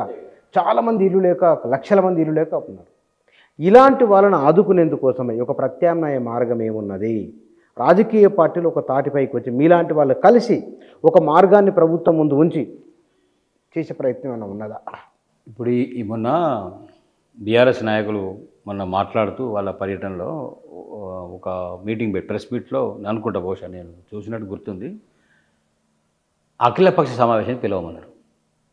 వేలాది కుటుంబాల విధ్వంసము జరుగుతుంది, లేపాలే, ఇంత పెద్ద ప్రాజెక్టు తెస్తున్నాము అనే క్రమంలో ప్రభుత్వము చేపట్టాల్సిన చర్యల్లో ఈ ప్రాజెక్టుకు ప్రాధాన్యత నిర్ధారించే క్రమంలో పర్యవసనాలను అంచనా వేయడంలో ముందుకు పోవడంలో ఈ ప్రభుత్వము చేసిన గొప్ప తప్పిదం ఏంటంటే అన్ని అఖిలపక్ష రాజకీయ పార్టీలను పిలిచి, పర్యావరణవేత్తలను పిలిచి, సామాజికవేత్తలను పిలిచి, విద్యావేత్తలను పిలిచి అన్ని కోణాల నుంచి కొంత ఆగి నిదానంగా చేపట్టాల్సిన కార్యక్రమం కదా. అంత హడావిడిగా రాత్రి ఓవర్ నైట్ ఖాళీ చేయడం, ఓవర్ నైట్ నిర్మించడం అనేది జరగదు కదా. దశాబ్దాల తరబడి ఉన్న సమస్య కదా. ఈ సమస్యకు పరిష్కారం వస్తుంది అనుకున్నప్పుడు 100% బుచ్చన్న గారు మీరు అడిగింది 100% కరెక్ట్. అది సమన్వయ లోపం వల్లనే జరుగుతూ ఉంది. అంటే రాజకీయ పార్టీల అవసరాల కోసం విమర్శలు చేసుకోవటము, ఆరోపణలు ప్రత్యారోపణలు చేసుకోవటం అనేది అది ఎప్పుడు జరిగే నిరంతర ప్రక్రియ. దానివల్ల ప్రజలకు మేలు జరుగుతుందా, నష్టం జరుగుతుందా అనేటువంటిది ఆలోచించినప్పుడు ప్రజలకు మేలు జరగకపోగా మరింత నష్టం జరిగే అవకాశమే ఉంది. నేనేమంటున్నా, ఇప్పటికైనా మించిపోయింది లేదు. మీరు రేపటి అసెంబ్లీ సమావేశాల్లో చర్చ చేయండి, అన్ని రాజకీయ పార్టీలకు మాట్లాడే అవకాశం ఇవ్వండి, అభిప్రాయాలు చెప్పే వాళ్ళను చెప్పనివ్వండి, మంచి చెడు మీరు రికార్డ్ చేయండి. దాంట్లో నుంచి కీలకమైన అంశాల మీద మళ్ళీ ఒకసారి లోతుగా ఆలోచన చేయండి. అందులో పొల్యూషన్ కంట్రోల్ బోర్డుని ఇన్వాల్వ్ చేయండి, ఎకలాజిస్టులను పిలవండి, సామాజికవేత్తలను పిలవండి, సీనియర్ సామాజిక పొలిటీషియన్స్, ఎకనామిస్టులను పిలవండి. అన్ని రకాల అంచనా వేయండి. వేసిన తర్వాత నేను ఒక కీలకమైన పాయింట్ చెప్తా ఉన్నా. ఇవాళ మీరు రైతు బంధు ఇవ్వాలన్నా, రైతు భరోసా ఇవ్వాలన్నా, 5 ఎకరాలకు ఇవ్వాలన్నా, 10 ఎకరాలకు ఇవ్వాలన్నా, 100 ఎకరాలు ఇవ్వాలన్నా గ్రామ సభలు పెట్టారు కదా, అప్లై చేసుకోమన్నారు కదా. రేషన్ కార్డులకు కానీ దానికి కానీ అన్ని గ్రామ సభలు పెడతా ఉన్నారు కదా. గ్రామ సభలు పెట్టి ప్రజల అభిప్రాయాలు ముఖ్యమనుకునే దాంట్లో ప్రభుత్వం చేస్తున్న ఎక్సర్సైజ్ నేను తప్పుపట్టడం లేదు. గట్లనే ఈ మూసీకి ఈ పక్క ఆ పక్క ఉన్నటువంటి వాళ్ళతో ఎందుకు మీరు సభలు పెట్టరండి? కార్పొరేటర్స్ లేరా, ఎమ్మెల్యేస్ లేరా, ప్రజాప్రతినిధులు లేరా, బస్తీ లీడర్లు లేరా, బస్తీ నాయకులు లేరా? పార్టీలు ఏవైనా కావచ్చు కాక మీరు అభిప్రాయ సేకరణ చేసి ప్రజల మనోభావాల అభిప్రాయాలు విని వాళ్ళకు నష్టం జరగదు, వాళ్ళకు ఒక భరోసా, జీవితానికి భరోసా ఇవ్వగలిగి ఖచ్చితంగా ఇంతకంటే బెటర్గా మాకు ఒక అవకాశం దొరుకుతుంది, ప్లేస్ కంపెన్సేషన్ ఉంటుంది అని అనుకున్నప్పుడు ప్రజలు గుడ్డిగా అడ్డం పడరండి. ప్రజల జీవితాల కోసం ప్రజలు ఒప్పుకున్న తర్వాత రాజకీయ పార్టీలు పోయి అడ్డం నిలబడి దాని సమస్యను చెయ్యరు. సమస్య పరిష్కారం వచ్చే అవకాశం ఉంటుంది. నేను వింటా ఉన్నది, ఎంతవరకు కరెక్ట్ నాకు తెలియదు. వింటున్నది ఏంటంటే పేపర్స్లో మీడియా ద్వారా 1,50,000 కోట్ల ప్రాజెక్టు రాబర్ట్ వాద్రాకి ఇస్తూ ఉన్నారు అని. సరే, ఎవరికైనా ఇవ్వనివ్వండి, ఎవరైనా చేయనివ్వండి, అందులోకి నేను పోవట్లేదు. కానీ అసలు మీ ప్లాన్లో మీరు చేయదలుచుకున్న పనులు బ్యూటిఫికేషన్లో ఏమేమి ఉన్నాయి? 1,50,000 కోట్ల ఫండింగ్ 50,000 కోట్లు, 60,000 కోట్లు, 80,000 కోట్ల నుంచి 1,50,000 కోట్లకు పెరగడంలో ఏమేమి పెట్టుకున్నారు, ఎట్లా చేయాలనుకున్నారు? ఇప్పుడు కాళేశ్వరం కట్టారు, 93,000 కోట్లు ఖర్చు అయింది. 1,00,000 కోట్ల అవినీతి జరిగిందని అందరూ అనుకున్నారు. జరిగితే జరిగిందేమో, జరగందగిందని మాట్లాడతారు. మా బోటోళ్ళం కూడా కొంతవరకు నమ్మినాం. ఇక నేను అడుగుతా ఉన్నా, ఒక ప్రాజెక్టు 60 కిలోమీటర్ల లోపల ఉన్నటువంటిది ఈ పక్కన ఆ పక్కన మీరు చేసే పనులు ఎంత, నష్టపరిహారం చెల్లింపులు ఎంత, 1,50,000 కోట్లు మీరు దేనికైతుంది? మీ దగ్గర డీటెయిల్డ్ ప్రాజెక్ట్ రిపోర్ట్ ఉందా? ఇప్పటికీ ప్రాజెక్ట్ రిపోర్ట్ తయారు చేసిందా ఈ ప్రభుత్వం? సిద్ధం చేసుకుందా? అది చేసుకున్నాక కదండి అఖిలపక్షాలను పిలిచి మాట్లాడాల్సింది. మీరు అంచనా మీకు ఉండాలి కదా. అంచనా లేదు, ప్రాజెక్ట్ రిపోర్టు లేదు.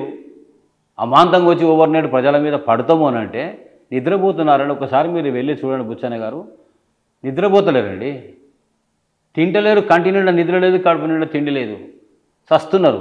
ఒక పక్కన FTL హైడ్రా సమస్య, ఒక పక్కన ఈ సమస్య. రంగనాథ్ గారు ఎవరండి ఇంప్లిమెంటింగ్ అథారిటీ, తనకేం అవసరం అని ఆయన పోతే ఇంకొక ఆయన వస్తాడన్న మీరు అన్నారు కదా, నేను మీతో ఏకీభవిస్తున్నాను. కానీ ఇదే రంగనాథ్ గారు మూసీ గురించి, ప్రక్షాళన గురించి, దాని గురించి కూల్చివేతలకు మళ్ళీ మీరే వస్తారని అనుకున్నప్పుడు ఆయన కూడా ఏమన్నాడంటే మూసీ ప్రాజెక్టు వేరు, హైడ్రా వేరు అన్నాడు. మూసీ ప్రాజెక్టు వేరు, హైడ్రా వేరు అన్నాడు. ఆ హైడ్రా పరిధిలోకి ఏమేమి వస్తాయో, ఎంతవరకు వస్తాయో అసలు వాళ్ళ దగ్గర ఏమైనా ప్లాన్ ఉందా?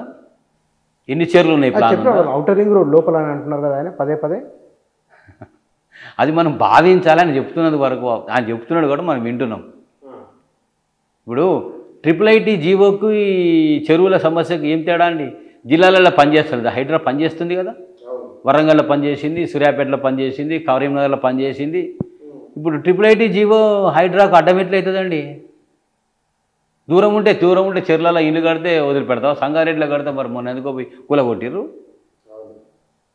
అంటే పరిధి మీకు ఎంతవరకు ఉంది? హైడ్రాకున్న నిర్దిష్టమైనటువంటి లీగల్ శాంటిటీ ఏముంది, చట్టబద్ధత ఏముంది, దాని మెయిన్ ఆబ్జెక్టివ్స్ ఏం పెట్టుకున్నారు హైడ్రాకు సంబంధించి? మీరు కూల్చివేతల తదనంతరం ఈ హైడ్రా ఏమన్నారంటే ఏవి రంగనాథ్ కమిషనర్ హైడ్రా, తెలంగాణ సీఎంఓ దీంట్లో హైడ్రా అంటే కూల్చివేతలే కాదు వారు చెప్పింది. హైడ్రా పరిధి ఔటర్ రింగ్ రోడ్డు వరకే, నగరంలోనే కాదు రాష్ట్రంలో ఆఖరకు ఇతర రాష్ట్రాల్లో కూల్చివేతలు కూడా హైడ్రాకు ఆపాదించి సామాజిక మాధ్యమాలు ప్రజలను భయభ్రాంతులకు గురి చేస్తున్నాయి. హైడ్రా పేదల నివాస జోలికి వెళ్ళదు, అలాగే నివాసం ఉంటే ఆ ఇళ్లను కూల్చదు. కూల్చివేతలన్నీ హైడ్రావి కావు. ప్రజలు సామాజిక మాధ్యమాలు గుర్తించాలి. ప్రకృతి వనరుల పరిరక్షణ, చెరువులు, కుంటలు, నాలాలను కాపాడము, వర్షాలు వరదల సమయంలో రహదారులు, నివాస ప్రాంతాల్లో మునిగిపోకుండా చర్యలు. ఏవి రంగనాథ్ పేరట. ఇది కూడా ఒక సోషల్ మీడియాలో తిరుగుతున్న ఒకనొక సబ్జెక్ట్. ఇది ఒకనొక మీడియా గ్రూప్లో వచ్చిన మీరు చర్చ చేశారు కాబట్టి అంటున్నా. నేనేమంటున్నా సరే, వారు చెప్పినవన్నీ కూడా ఈ పేపర్లలో వచ్చినాయి, ట్రోల్ అవుతున్నాయి, వైరల్ అవుతున్నాయి, చూస్తున్నాం. ఒక ఏర్పడ్డ సంస్థ, దాన్ని ఏమంటాం? అథెంటికేటెడ్ బాడీ అందామా? అనడానికి వీల్లేదు. ఏజెన్సీ అందామా? ప్రైవేట్ కాదు. ఇన్స్టిట్యూషన్ అందామా? కాదు. దాన్ని ఏమందాం? అసలు దానికి హైడ్రా అనేది ఉన్నది. కానీ ఈ హైడ్రా ఒక లీగల్లీ అథెంటికేటెడ్ చట్టబద్ధతతో కూడిన ఒక వ్యవస్థ. Can we define? చేయలేము. అంటే దానికి చట్టబద్ధత పైన ఒక ప్రశ్న మీరు పదే పదే ప్రస్తావిస్తున్నారు. చట్టబద్ధత ఉన్నప్పుడే ఏం చేద్దాం దీని విషయం? చట్టబద్ధత ఉన్నప్పుడే చర్చ సమగ్రంగా ఒక చట్టబద్ధత ఉన్నప్పటికీ బాధితులకు ఏమిటి? అంత పేదవాళ్ళు అక్కడ ఇప్పుడు బాగా డబ్బులు ఉన్నోళ్ళు. విచిత్రం ఏమిటంటే డబ్బులు ఉన్నోళ్ళు ఎక్కడ పోయి కట్టుకున్నా కట్టుకోగలరు, పేదవాడు ఇక్కడ కట్టుకోలేరు. ఒక్కసారి ఇల్లు పోయిందంటే అది వాళ్ళకు అది మళ్ళీ కోలుకోవడానికి ఎంత మరి తెలియదు మనకి. అది కాబట్టి ఇక్కడ ఇప్పుడు ఈ పేదవాళ్ళ పక్షాన వీళ్ళని కాపాడడం కోసమై మంచి ప్యాకేజ్ ఉండాలంటే అన్ని రాజకీయ పార్టీలు ప్రభుత్వం కలిసి ఒక నిర్ణయం ఆ ప్రయత్నం మీరు ఏమైనా చేస్తారనే ప్రశ్న నాకు. అది కూడా ప్రజల అంగీకారంతో కూడినది అయి ఉండాలి. ప్రజల అంగీకారం రావడానికి అన్ని రకాల వ్యవస్థలు పనిచేయాలి, ఎడ్యుకేట్ చేయాలి. వాళ్ళని గందరగోళపరచడం కాదు, వాళ్ళలో ఉన్న భయాలను ఆందోళన తొలగించగలగాలి. ప్రభుత్వము మాలాంటి వారు కొందరిని బాధ్యతలు ఇచ్చి ఏం చేయగలరు, ఏం చేద్దాము, మీ ఆలోచనలు చెప్పండి అంటే పిలిస్తే వస్తాం, అడిగితే చెప్తాం అనే దాంట్లో ఉంటాం తప్ప ఇలా ఏది ఇనుప కంచెలు తీసేసినాము, ప్రజాభవన్ వచ్చేసింది, పూలే భవన్ వచ్చేసిందని రేవంత్ రెడ్డి గారు ప్రకటన చేసినాం. నేను కూడా భుజాలు గుద్దు తరుచుకున్నా, నేను కూడా బాగా ఆనందపడిపోయినా. ఆ ముళ్ళ కంచెలు ఇనుప కంచెలు ఆ నుంచి పోయిన రేవంత్ రెడ్డి గారు ఇంటికాడికి వచ్చినాయి. ముళ్ళ కంచెలే ఉన్నాయి. ఇవాళ గత కొన్ని రోజుల నుంచి రేవంత్ రెడ్డి గారి అపాయింట్మెంట్ కోసము చాలామంది ప్రయత్నం చేస్తున్నాను. నేను ఆఫ్టర్ ఆల్ ఒక రిటైర్డ్ టీచర్ను, ఒక మామూలు విద్యావేత్త. చాలామంది ఎవరు ప్రయత్నం చేస్తున్నారు. నేను అపాయింట్మెంట్ కావాలని 2 నెలల నుంచి ట్రై చేస్తున్నా. అని దగ్గరగా కొందరు వ్యక్తులు అన్న మున్పటి రేవంత్ రెడ్డి కాదన్న, నేను చెప్పలేదా అన్న, కేసీఆర్ గారికి 100 రెట్లు రేవంత్ రెడ్డి కనుక ముఖ్యమంత్రి అయితే చెప్పినా లేదా, ఇప్పుడు కనబడుతుందా, నువ్వు కలుపుతామంటే నీకు అపాయింట్మెంట్ ఇస్తాడన్నా. నువ్వు ఏమనుకుంటున్నావు అసలు? మంచి మంచోళ్ళు చాలామంది ఉన్నారు ఇక్కడ, వాళ్ళకే దిక్కు లేదు గతి లేదు. వేం నరేందర్ రెడ్డి ఇలా చూడ ముఖ్యమంత్రి, కొడంగల్కి పోతే ఆయన అన్నదమ్ములు కలుపుతారు, గాడికి పోతే ఆయన అన్నదమ్ములు కలుపుతారు. ఏమైనా పనులు ఉంటే చెప్పాను గట్ల, మాకేం పనులు ఉంటాయి? వ్యవస్థకు కొన్ని ఉపయోగపడే సలహాలు సూచనలు చెప్పాలంటే వినే మనిషి ఉన్నప్పుడు, మాలాంటి వాళ్ళని చేసిన అధ్యయనము, అవగాహన, నాలెడ్జ్ కొంత సొసైటీకి ఉపయోగపడుతుంది అనుకున్నప్పుడు ఉపయోగించుకునే తెలివి కూడా ఈ ప్రభుత్వానికి ఉండాలి అంటున్నాను నేను. ఇవాళ ప్రజలకు నష్టపరిహారం చెయ్యడం లోపల, ఇవ్వడం లోపల గతంలో జరిగిన చేదు అనుభవాలు ఏవైతే ఉన్నాయో, ప్రజలు నష్టపోయారు. ఇప్పుడు ఇక్కడ శ్రీశైలం నిర్వాసులకు ఇప్పటికీ నా న్యాయం జరగలే. మేము మహబూబ్నగర్ జిల్లాలో ఇప్పటికీ వాళ్ళు ధర్నాలు దీక్షలు చేస్తూనే ఉన్నారు. అట్లా జరగకుండా జరిగినటువంటి అనుభవాలను దృష్టిలో పెట్టుకొని భారీ నష్టపరిహారాన్ని తృప్తి మేరకు ఇచ్చి వాళ్లకు పునరావాసం కల్పించడంలో వాళ్ళ డిమాండ్ని అనుసరించి ఉన్నప్పుడే ఇలాంటిది సక్సెస్ అవుతుంది. ప్రజలు జరిగినా కూడా నువ్వు 1,50,000 కోట్ల ప్రాజెక్టు కడుతున్నామంటే ప్రజల ధనముతో, ప్రజల సొమ్ముతో కట్టేటువంటిది ప్రజా ఉపయోగానికి ఏ మేరకు ఉపయోగపడుతుందో ప్రజలకు చెప్పాల్సిన అవసరం ఉంది. Right sir, thank you very much. Thank you sir భూషణ గారు.